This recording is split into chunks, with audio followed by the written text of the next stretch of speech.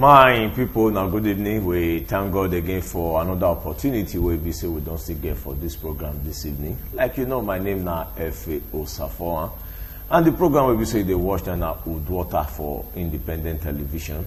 Don't forget to Uduota now the heart of the matter. We do on ground today to really discuss the heart of the matter. Some of the things will be say if they bother on the people now, they take time to discuss for inside this program. If you remember last week, we talked on so many issues where we say they on ground. Today, issues where we say will not feel complete like we tell you. Now, I said last week, say this my TV road, say that road is day bad. And we promise you now, say the essay on media, would they talk to them, maybe say, may talk to us. Some of the things where we say concern that road, where we say that road don't fail now.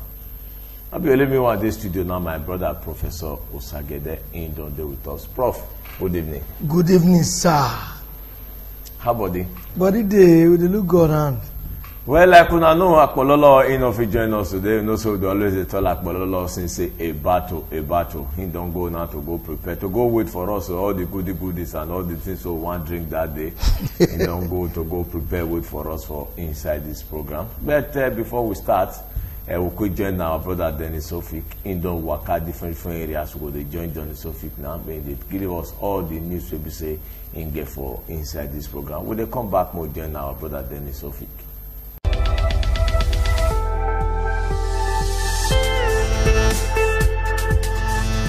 Now, do river country people now don't join us again. Now the Tory corner be this for inside the program. Uduota, Dennis Sofik, now my name.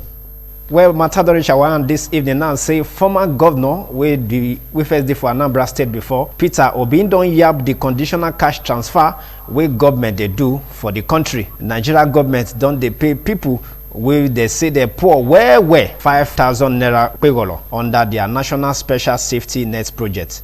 But the governor, we don't first run things before for inside southeast states before, say instead government supposed give graduates 1 million naira each, they can't they share 5,000 naira. Now 5 million poor people, now in government, they shook torchlights put for their body, say they go collect 5,000 naira.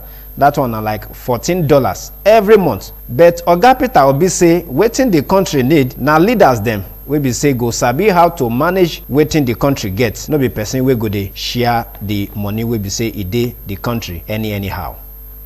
German Chancellor Angela Merkel go enter inside Nigeria for inside this week as part of our West Africa Waka Waka, where she and her economic team will go first enter inside Senegal and Ghana before they go come land enter inside Nigeria. Now how to improve the economy of the West African states them and to take improve cooperation between them. Now he make and they do this waka waka so. Germany follow for why she they do this waka we be say she dey waka so. Madam Merkel go do meeting with Senegal President Macky Sall, Ghana President Nana Akufo-Addo, and Nigeria President too Muhammadu Buhari. Plus say she go still go Economic Community of West African States ECOWAS headquarters for inside Nigeria, where she go come do meeting with ECOWAS Commission President, what they call Jean-Claude Bro. Now Wednesday, Madam Merkel go enter inside Senegal for this week so. Where Tory Don Shawana this evening say Ghana go bury their before United Nations Secretary General, what they call Kofi Annan, for the Boma Camp Military Cemetery. Now the country President Nana Akufo-Addo, now in yarn this one on Friday, and he can say he don't meet with the family of the former UN Oga, and they don't already agree on how they want to take bury him. Akufo-Addo tell the family we can see him for inside the presidential Jubilee House, where in can yan give them say their own no now to cry, may they clean their face, but say they no need to go they look for pegolo up and down. Say the organization of the burial so now the government of Ghana now ain't go pay the pegolo. We go they involved. Thursday 13th of September 2018 now be the date we be say they don't arrange now where they want to do the burial. After the burial, United Nations go do some memorial events for inside New York and Geneva, according to Kofi Annan Foundation. Kofi Annan will be the 7th and first black African UN Secretary General in Peme last week, Saturday, after small sickness. For inside entertainment matter this evening, country people, now on Friday, will be 31 August, now they go bury the Queen of Soul, what they call Aretha Franklin. Steve Wonder, Jennifer Hudson, and other correct musicians them. Now then go perform for the burial, we be say go they happen for her Greater Grace Temple inside Detroit for Michigan for United States. Music producer Cliff Davis himself done the plan plenty tribute concert to take honor Aretha Franklin. The concert go dey happen for inside New York City, Madison Square Garden for inside November. Aretha Franklin in be permanent on 16 August after she don't sick on top waiting her staff wey they call Gwendolyn Quinn konya say na pancreatic cancer na in permanent the woman and at 76 years old na in she be. The Queen of Soul be there as the first woman musician wey go enter the Rock and Roll Hall of Fame. And for inside that entertainment informate, na there na we don't waka reach this evening. My name now still Dennis Ofiko. The program Uduota see the waka they go, and they still did the yarn on all the many things they happen for inside Obodo the country. Now the heart of the matter be this. Una good evening.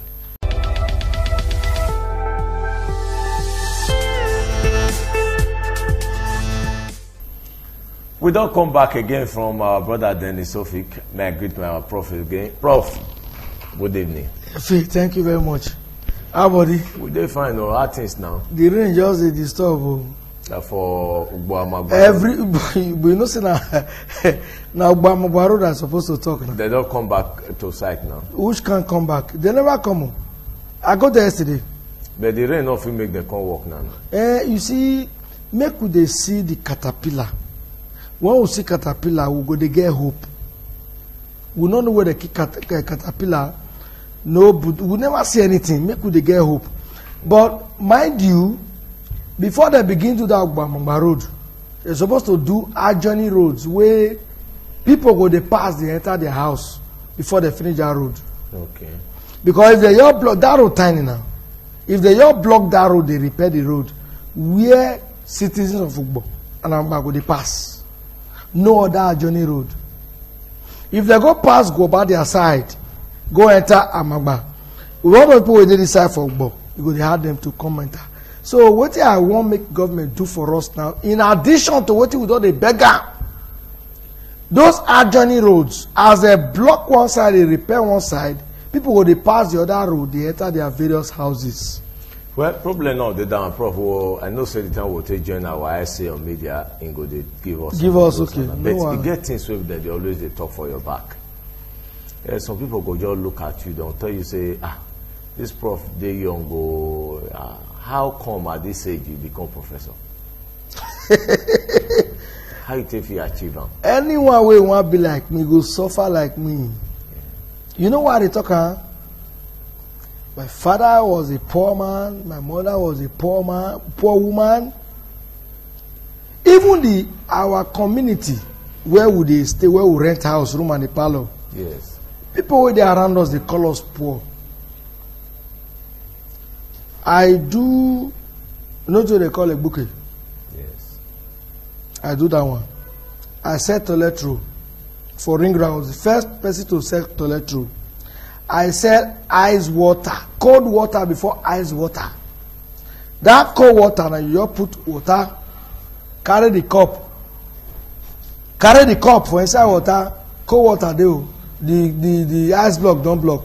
You just put water, carry the give conductor will drink and give you 5 kobo. You can't enter ice water. What they put for cellophane, can't they give them? Then from there, now we come to hear other pure water, don't they come out? Toilet roll I sell. Milk I sell. The highest one I don't do, even wheelbarrow for Lagos streets, any load, I do them. But when I see the life when I can't live, I don't like them. I can't enter vulcanizer. If you see my hand, you know, so they use one big iron, knock the tire. Boom! The iron can't hit my hand. See my hand now. You see how it be? I can't tell my wife. I can't tell my life. Say now, so I go live my life. I left that one. I finished secondary school. I enter mechanic. I dey drop engine for mechanic 8 months. Drop engine, you push on, put water. Go the day on top of the bonnet, they put water. Want to go start. e get wetin my oga come do wey I no fit talk for air. I come comot leave am. I come enter conductor. From conductor, the driver come call me say thief. You know say Efe, may I tell you one thing. You know say you dey enter bus sometimes. 4 persons for back, 4 persons for center, 2 for front. 1 come drop for back. I come say make the one wey dey for center may go back. The man say no, I will soon drop. Driver y'all look back, just and say na 4, na dey the center. It is na 4 dey back. We reach New Benin. He put my trouser go down. That is the driver wey you the walk driver wey I walk follow. We started first New Benin. First from that New Benin opposite Tota. Now we start. They carry all those to people. They come back, so on and so forth. First New Benin, we start them. The man come offload everything. Waiting man they hide. They come just see him. They call and say no money for my body. They call and say okay, yeah, you see, don't worry. You see, I just thought probably you don't thief my money. I say why I will thief your money? The man say when I come work with a guy, I say no. I say but you will not see the light of the day. Yeah, I feel for. That is picking where you go see today. You do a bad thing, you not go ever fit forget. The head where they take do small picking today. You know if you cut and throw away. Now still the same head go dey. So I come enter university. Enter university, I come enter maths. I don't do medicine. I not come pass biology. Which primary school you go? Asoro Primary School. Your secondary call. Then from there to Edo College. I not come make English. The reason I not fit talking for her. I can't go back to ICE. I can't pass very well. I can't do the first jump, second jump, I not pass biology. But the topic when I like pass of biology in chapter 14, reproduction. For modern biology, chapter 14, I still fail the biology. Now they come patch me, I come say, okay, no medicine again, no optometry, they give me mathematics education. They come manage, put me for mathematics education. Now I can't remember Job. Say, waiting Job, they fear pass. Now it can't happen to Job. I say I must take him. I take mathematics education. From maths education, I can't say I don't like education. I dey teach well. I say make I come the other side where maths stay difficult. They say maths is difficult, they can't enter the other one. Because I say I can't make decision. Enter masters, finish my PhD. Then I can't build house with my parents. Then from there, I can't look and say no. The suffer we don't suffer. Don't do conductor, do mechanic, do other things. Make I use and help my people. Hey, Prof, they tell me this like that, say the same university where you be professor now, say your perfect work there. Which work your papa? My perfect work, they work for 12 years. My papa, they clear grass. For you that university? Yes, physical planning, yes. Yeah. He clear grass for 10 years. At the for University of Benin. Where you be professor where today? Where be professor today. Then after 2 years, they can't give her more machine. They were the first to start more machine to the clear grass. If I go see my papa, he will tell me, say, you see these children, don't be say they no go pass you. See them now. You must go to university. Now that one I pick my challenge. After 12 years, Professor Mr. Williams can sack all of them. Now I say, well, they say, as I always talk, it is not a crime to start small, but it is a crime to end small. Now, constata, my pastor, no worry. People they laugh my pastor, you not build house, you not build house, you not build house, you not build house. They ride bicycle. All of us go enter pole. You know that pole now? Now center pole for the bicycle. Go enter pole, you go put cloth, make no pepper for nyash. You go hold us when they ride bicycle, they go farm. I say it is not a crime to start small, but it's a crime to end small. Now I make a come to tell my people, say, look, oh, it is not how far but how well. You see, so what would they insist for this youth these days? You can say, hey, Mo, you do this one, you don't say they teach for professor. The professor, you never suffer. I suffered. Who want to be like me? You go suffer. When your mentor become your tormentor, you look up to God. Many things when I face, that's why they see students when they talk, I just they laugh. And they help them well. Now make me not get money today. But if for other children, when we say they look you now, they take time, they watch you for television, which advice you will give the younger generation? I won't give them, say, no condition is permanent. Anywhere where they see themselves, they should utilize as place. It be like one woman.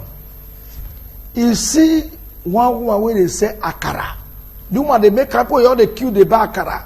The woman can't join to do they sell akara. The akara not come move.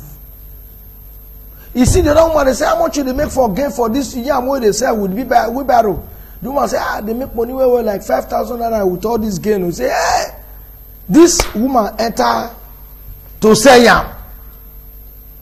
The woman go roll up and down. Oh, you say, oh, no, I don't sell anything. Why? If to say get business where they do, begin to do that business. The Pharaoh way know Joseph will come. He will help you. I know that God, the grace of God will be upon my life. Now make me to be like this.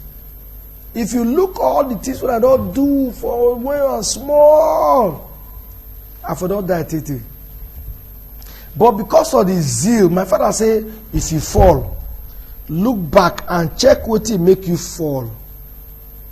Then you don't say, yeah, that place make you fall. If you come again, that no place will make you fall. But children of these days, when they fall, they say, I bet bone levels. Every day, they don't work. The same thing way fall, they will come fall them again. And as they say, hey, Shansa! Anything for your boy. Meanwhile, they senior you. They tell you anything for your boy. So what are they tell the youth today? Be steadfast, be prayerful, a thankful heart is a grateful heart. So now so I just see for them. Well, if they take time to watch this program, you see our professor will be saying, don't they take time to talk to us since we're inside this program. I showed on that day when our brother when he go for this TV road, the Hackman. So what they hear from the SA or media may really talk to us. They're waiting happen for that road that day. I think when they take time to join as this program they go on. But why this program still they go on? No say profit they hear that way they talk about this Hackman. Yes. They never just stay with them do on the road. It never reached 6 months, 7 months. One other thing when I want to talk. About 3 months, is it 2 months or 3 months? 2 months ago, I can't see one motor where they remove sand for road. For that same Hackman. They can't patch the road. It not reach 7 days. That same place where they patch, it get home. From TV Road down to Hackman, the same thing. Then again, you get one place where they also now block for Stadium Road. They say now drillage you won't do for them. I think what they join our brother now, he go down there with us as they talk now. But once that line they through, they join now. So that place where they don't block for how many weeks now? I don't know where they want to carry that water go.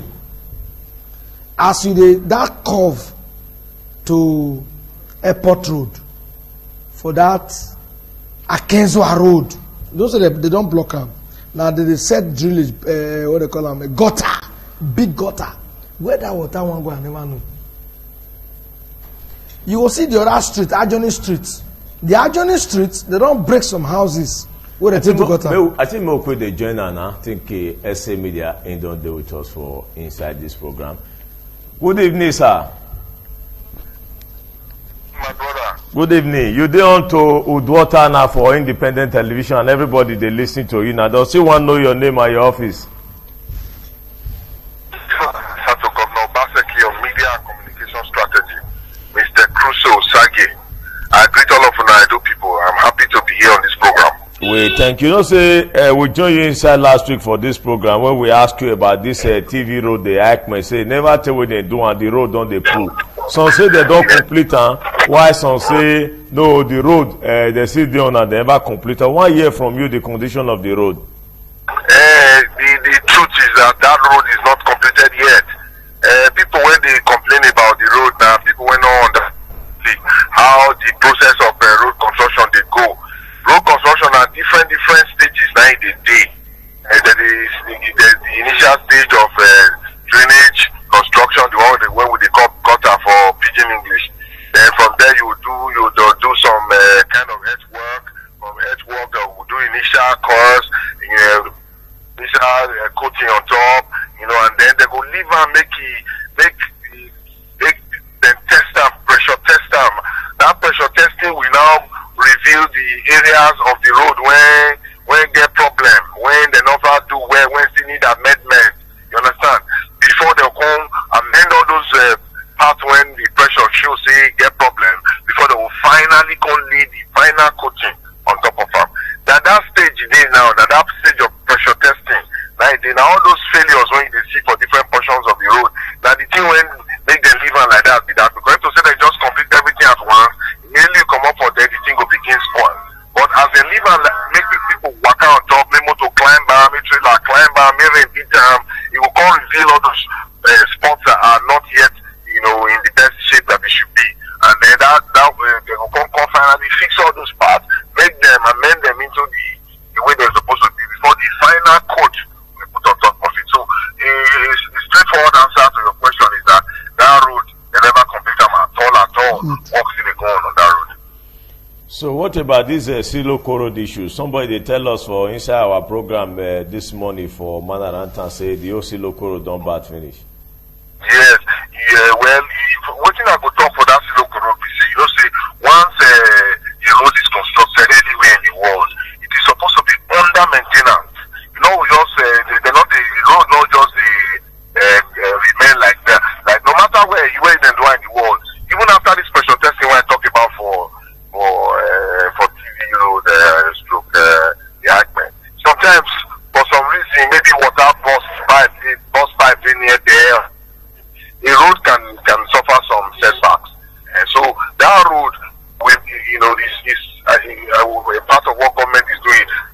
I also tell you now, I think for another half of our program that governor don't send Ministry of Works when they go around the whole Benin and they check all the parts of not just Benin, the whole state, and they check all the parts where potholes were in amendments and all those places that have been listed out by government. And then the next thing when you go see now, they say, as a matter of fact, it don't already start. We don't start for a K1 road, for example. We don't make some amendments there. But in government, there's always limits to the availability of resources at any point in time. So that is why jobs have to be done in phases. So you go see and say from step by step now, they're going to go from one place to the other. And Siloko Road will not be. So the Ugbo, Amagba, and St. Saviour, they don't go back to site now. So you say that all those ones now, they don't the award don't complete, mobilization don't begin. Say many of these contractors don't already do other look before, or even some equipment could even other states there for the work. They will now need to begin to move them. Now the process of that movement of equipment to site, now we do so in a very short time. You see all the equipment will arrive for the different sites and work will begin.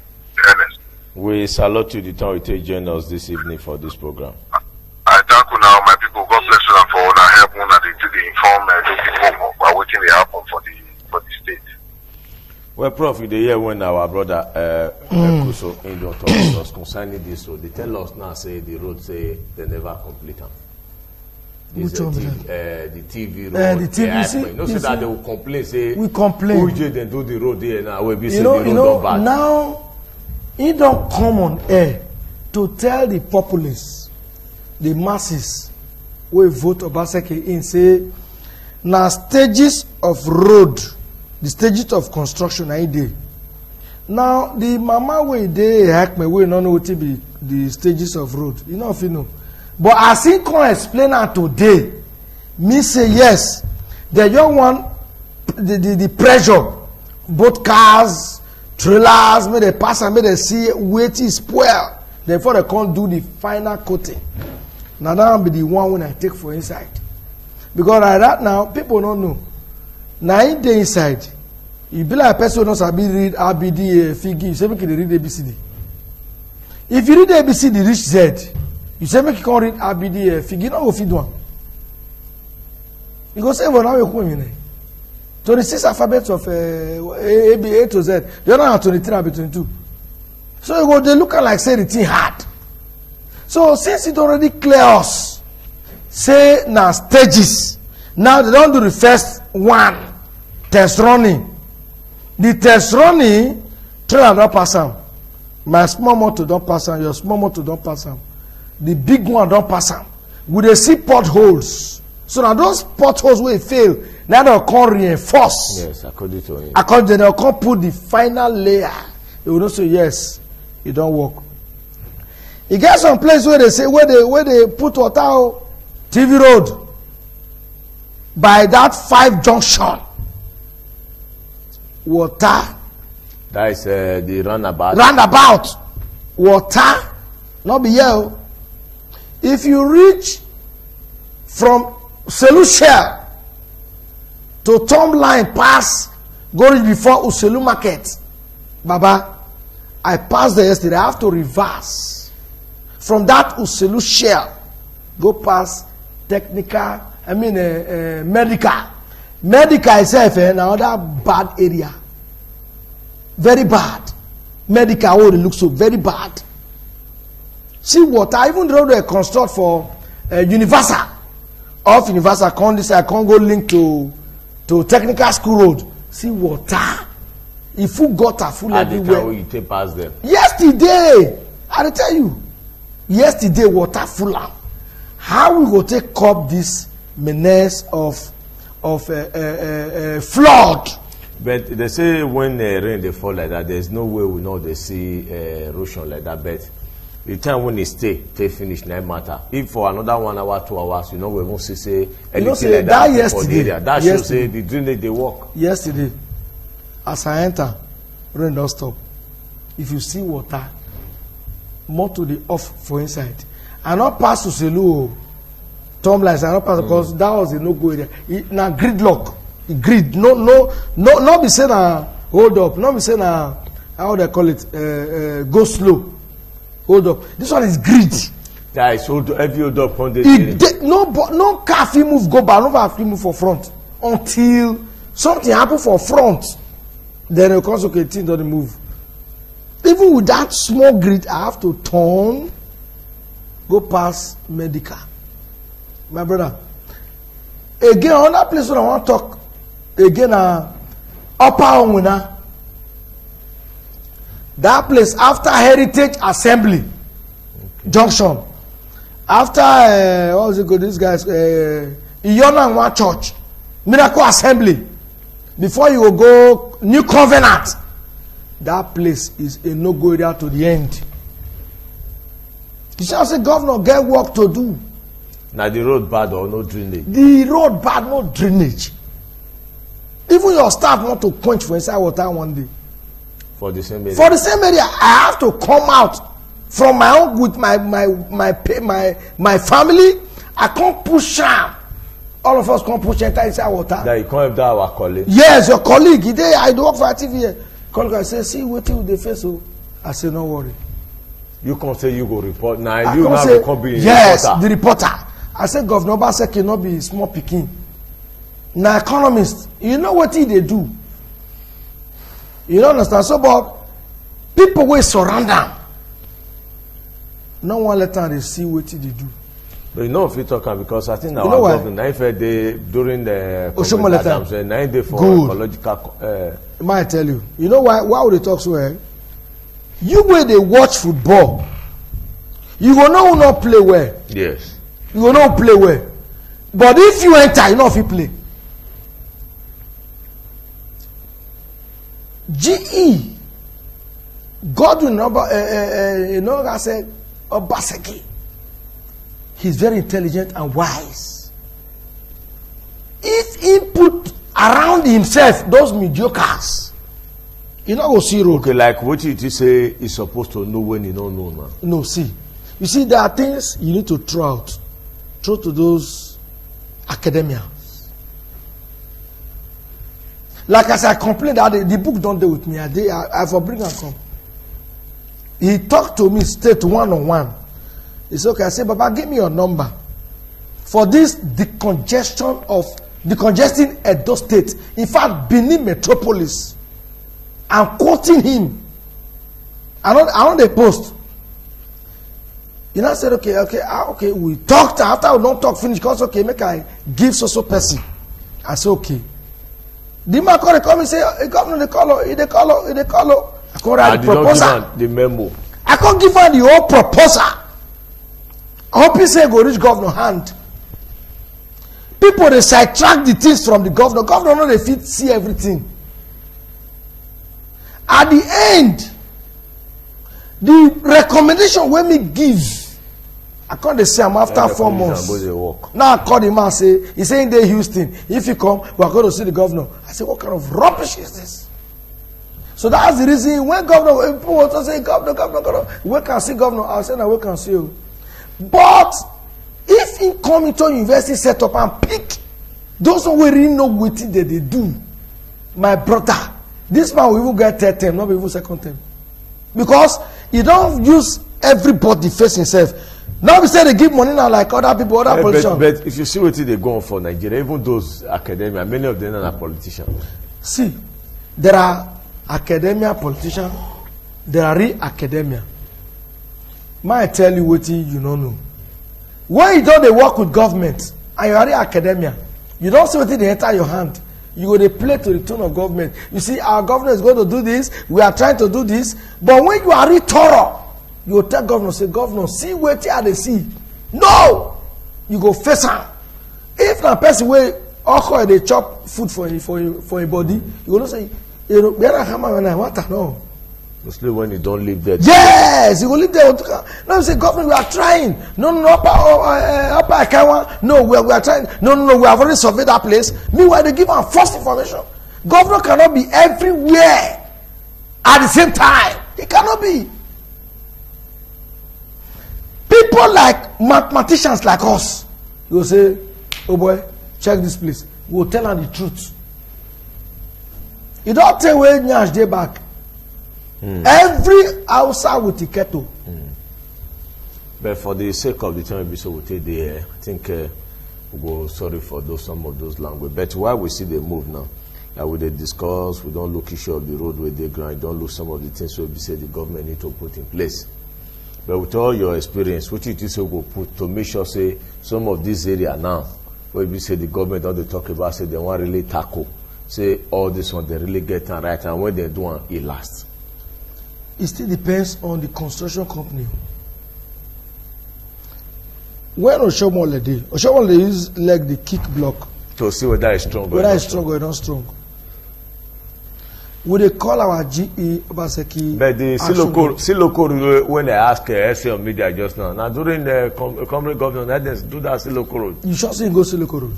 But now intern on the same, because you say during intern they like the kiss. I say he get the meter where he go measure am. So why not measure that Siloko road when they grant? You know what, I even go that place. But that one we know if we talking about that internal, that third one. You see, work. Let me just use the example now. Akpololo get the contract. Akpololo don't know anything about road. He give me, I know anything about road. You know something about road. You can't give me. I can't give you. You go give me small kickback now. Me go give Akpololo. Even I say, yeah. I sell them to you. The money where you make me take sell them to you, what quality sell them to me? For example, maybe na 100, maybe 1 billion, for example, to do that road 1 billion. Maybe like they are considering to me 1 billion, me considering to you for 2 billion. The things where you go use for that road, you go to reduce because you don't buy it. You don't understand what they are talking. So now those things be the things where our governor go check very well to put in place. No second party, no third party.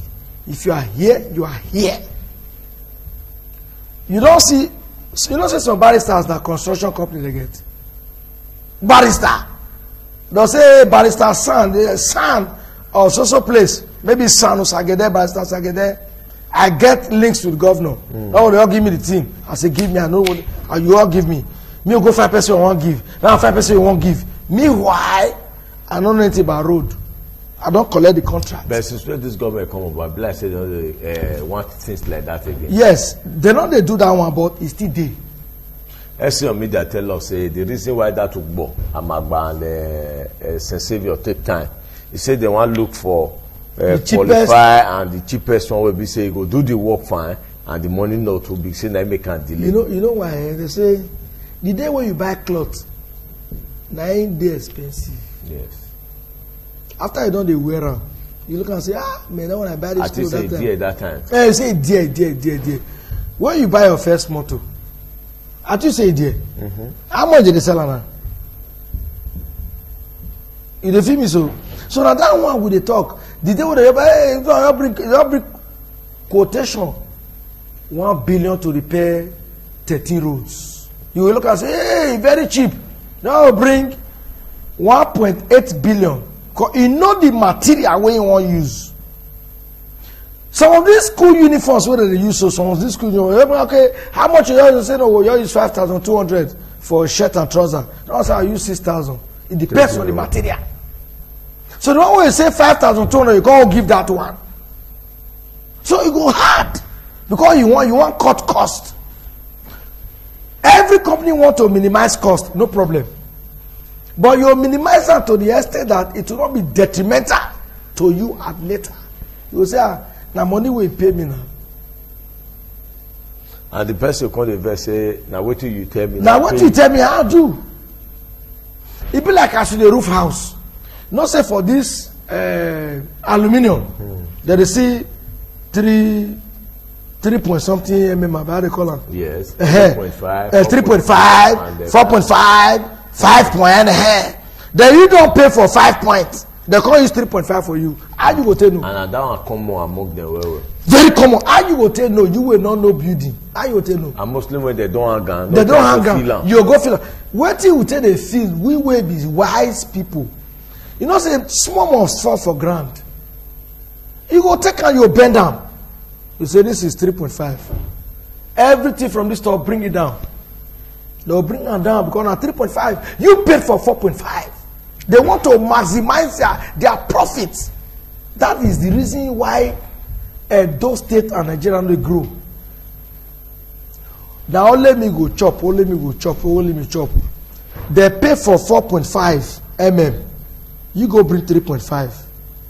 And you go see use man to tell you say it's okay. He says okay, no worry, you know that. Yeah, 3.5 is that you know the breeze will not touch it, the igele will not touch it. You don't feel what I talk so? Now they kill us. If Governor G.E. Obaseki say what he do and say they look for the simple, everybody will quote. Me go quote. If say make we quote, I be construction company, I get. If now 3 billion they want to use for, I say I get 2.2 billion. I want to use 2.2. They'll give me now. Who I want to go use? Carpenter. To take construct road. I'll use carpenter, construct road. How you want to do? Now, she does gutter. When I carry outside, protect, construct the gutter. Can't carry. But when they do some of this road and equipment, no day. Maybe the thing if you go carry those outside and don't carry things say they dig good. And we get machine where we say you go down back you go put am for tipper bring am you go to cut am you go to cut the road you go to cut the gutter you go to cut the gutter you go remember when they do this the divisor that one where they divide road where they go from solution to others no that they do another time one motor you come no you do the thing you pour am before you know they don't pull the thing again. Device will not come. But you look and say today, if you want the device, they all look and no, remove motor, put this thing, pour concrete, 2 days they'll remove that one. Manual. Because of the money where they pay. And at the end, you make a complaint. You can't say, did you can't make the person where award the contract to them useless. Come and say they don't know what they do. Where we have civil engineer, We get construction companies where we say yes, they get go University of Benin, you see civil engineers. No, but if you the same or go University of Benin, you will discover say this part of the world now, with all the certificate when you get, mostly the engineering aspect and the area of the trades people, with all the certificate when you get, if you even get your own motor, how many professors for Uniben will tell us say now that they repair their motor, now that they service their motor, and that they repair their electronics, and that they repair their fridge with what they read for school? How many? You see, when you say civil engineering, civil people will do civil engineering, not if you go repair motor, na road. Mechanical engineering will do mechanical engineering. The mechanical engineering will to go repair motor. No, you say the Uniben. The menu. Now they told those one way for Uniben.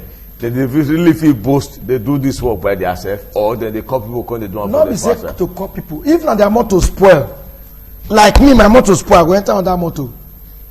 I go repair it. Not serious. It's serious. If now wait I go buy materials by myself, I go buy. But most of these people, they look and say, okay, as if I do my motor by myself, like you dey work, how you take get money? I okay, come. I know what the fault is. Just let me check something. Okay, what I need to buy? I'll buy them. Give you 2,000 naira. You don't switch up for that day. You don't switch up for that day. If only more they do the work inside and they do inside and I wear coat. I enter on that motor. You don't look and say as for my be this. As I wear coat, so my motor can't spoil. I just enter on that motor. Begin the work. I begin the work. They say we saw work burner. No one anybody. Am I on area? They don't want chopping gain. But others go still look and say you be professor, so they want maybe saying you yes really feel get more knowledge of what you do. Knowledge dey, but me not read mechanical engineering. Not be all mechanical engineering, be motor engineering. We dey see auto engineering. We dey see that's electrician. We dey see so. We dey see mechanic. Not be say mechanical engineering. Mechanical engineering deal with big engines, all these factory engines. That they deal with. You know what I'm saying? A motor will spoil. You enter on that motor. No. Now we will start from the grassroots. Now they go they do all those. Now they go they do them. My friend, let me tell you one thing. My friend motor spoil. When they travel from Warri, we go marriage. Motor make I just say what happened. You all look and you say water don't finish for this motor. We all drive near one small river. We all pack water, put. He said this fan work. I said this fan, the one wire pull. He said no, he not pull. I said tell them, I say he pull. I said start them. The two fans not work. But when you join now, when I come carry the thermostat, knock and remove the thermostat, remove the wire, turn on. My guy enter road, the temperature not rise again. If to say I not be grassroots person, mechanic, I'm grassroots person, that motor for stay road.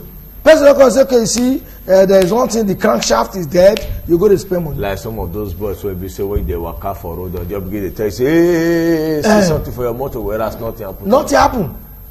Those one where they stop for car that road, they say, hey.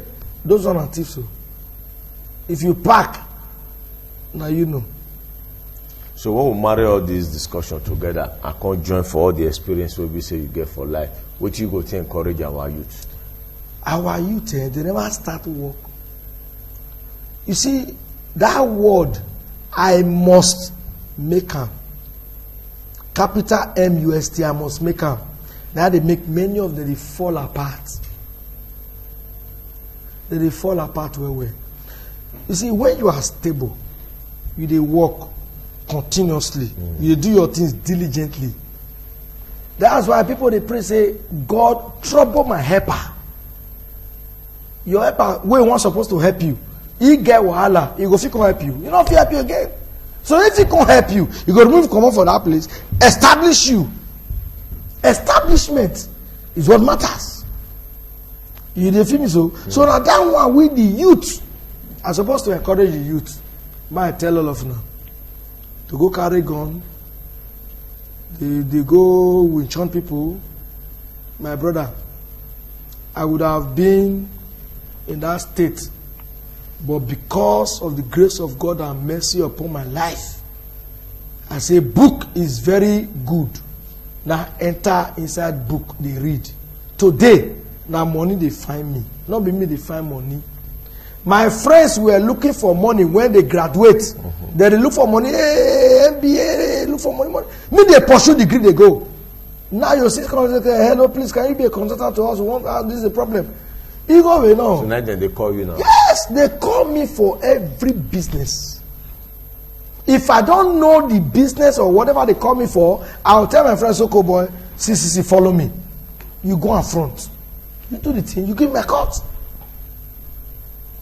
You know say be. But others go there. People who gotta do first degree. Now me the supervisor for masters. Okay, and PhD. if I see me, I just ask you a question now because I know say time don't they go. They say who no book, now they go learn work, not true. No. Not who no book. Family background still there. Family background. People you they learn work, you know book. Oh may go wrong. Oh may go wrong. Determination still there. People in the side village that time, okay, Iriedo, and they go Bini, go school. People in Papa and Mama where they village go, they bring money for and make it to school. They feed, good. They do everything. You say I go they feed, you go they do everything. As I'm already talk, in Iriedo, Arisedo, now in they call the look. Now determination. That's why I also say it's not a crime to start small, but it's a crime to end small. How can you start? Okay, start. Picking where they born today, is sit down, it dey crawl. From crawl, is they stand. From stand, it dey waka. Must you sit down and begin to run? It's not possible. Most of our youth, why they are not even sitting down, they want to run. Oh my God, you're by GLK, man. I want to have it. Where you dey run they go? How many years you dey? You don't suffer. You are people are born with silver spoon and gold, whatever they call it. They call it. All right, but today we can measure up. They go America. Poor man they go like me. They sponsor their family go America. Me still they carry them and go America. So what's the difference? Where I go stand today, write my biro sign, say, my name is Professor Francis Uge Osagede. They'll call and say, my name is businessman. You not go possible. You not go when me step leg, now they never start. They say when God is behind you, you cannot be behind.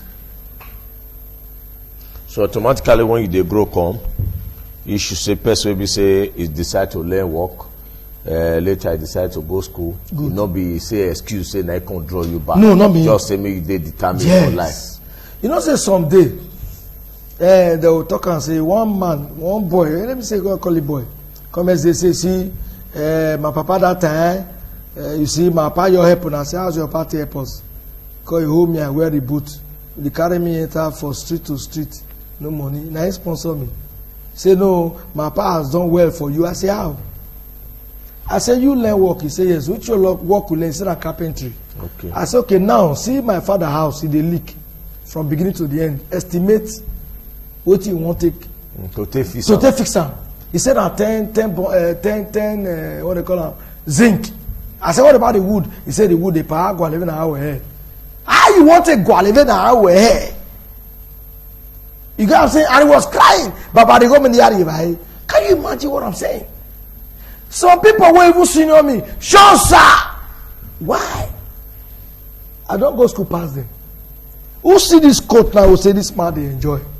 Like I even though they envy you now say you they enjoy for a year now. You know how much school fees I paid last time? Almost 400 and something thousand. You thank God for that because people do not even feel afford that. We know. You see, now small. They say if you don't look ahead, you look behind. Those who do not look, you know, so that time when they go, when they do film, looking ahead, they just show what they want to do for front. You don't look those ones. You can't look what they don't show behind. You are behind. I'm telling you, say he who is grateful in small will be grateful in much. And that's what Bible talker. You not go fit rule Bible out. It is the grace and mercy upon your life. That's why you are here today. Not because you're too good. Not because you be the best broadcaster or the best I wear suit. Suit cover many things. Well, for the sake of time, Prof, before you go, because of the younger generation, where we say they take time, they watch this program now. This quest of, say, they want to make money, hasn't just they grow, they come. How you look at that? So it be since? It not be like that. You see, like our parents, when we don't know, see my father get house. Got to say, Baba Bowa, he say, he no scatter person house. How much more he want to build? But because of the ridicule we don't see, Iramabowa is the sponsor owner, the sponsor owner. And I told them, in that time, where, yes, now will be the houses where my papa build. Yes. Because I look and say, look, this younger generation, I want quick makeup. Many of them are dying. Many of them, they die. Why you not just stay, do those things you know best? I don't know mass before, as I tell you. They say what Job feared most came to him. I feared mass. 13 over 100 I get for mathematics. So what you can make you come like and because I don't read that Bible say what Job feared past their commitment. I can say without mathematics you can't breathe. Without mathematics you can't be anything in life. Why? You know, mathematics is an area that every area they hint to. It be like when person will beat you, where you go wrong, go meet your mama. Your mama and your mathematics. I tell you my mathematics. Now they tell you, so see, they beat you for outside.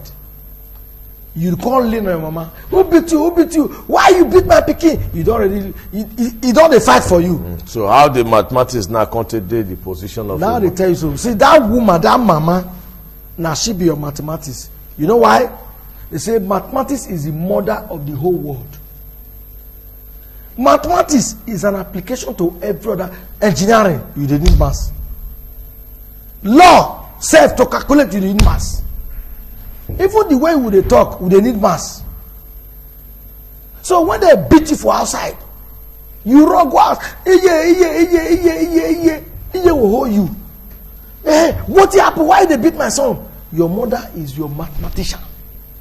Well, Prof, they give us sciences before you just go. Leave some small word for the younger ones again. The only thing I'll tell the younger ones, you see, those who they rush to make them will always rush to fall. Many of them will rush to build house. They will build mighty house. They never married. The same mighty house at the time they call the seller. See CDA people. When they sell land, that time they buy sequoia. Go see their motor and they don't suspend them. So they rush to buy those things. Now they are suspending the tires. They are selling the parts small by small. Like now, I not sell land take go school. I not thief take go school. My properties they Ugbo. I get landed properties. Nobody can touch it because I secure them. I go school. So if to say that I go school, many of these things where they rush enter, let me do this. It will not be like that. Well, for the sake of time, all of you will be saying they there since don't take time they listen to my Professor Sagede will be saying in don't they talk to us. You see many things where you don't talk to us. Like I tell you, say one person here saying how say in wonder say between last month now and this month, 2 months in goes just say between 30 years, 30 something years, 40 something to 50. The way they take they carry them because now area where they never develop, they carry, they go, they bury for uncompleted building and the land where they buy. Say the thing is they pay now well. You see all the advice where our prof don't give us in professors I get there for inside this program. Say picking with the year word. Now small word in the tell and when you go reach inside belly, you go turn to big one. So all this one we don't learn since you can put on for inside belly and you go a long way to lead you for life. And since I don't want to say time will permit us today for this program. Like you know my name still remain F.A. Osaforan. And the program will be say the watch is now Uduota, the art of the matter for independent television. On start time we day for 1:30, while Go TV we day for 1:07. You just see us every Monday and Friday, 9 to 10. On terrestrial, 4:30 to 5:30 every Thursday we day there. We salute all of now for the time we be so not day there since. On Friday, now say another day, we not do.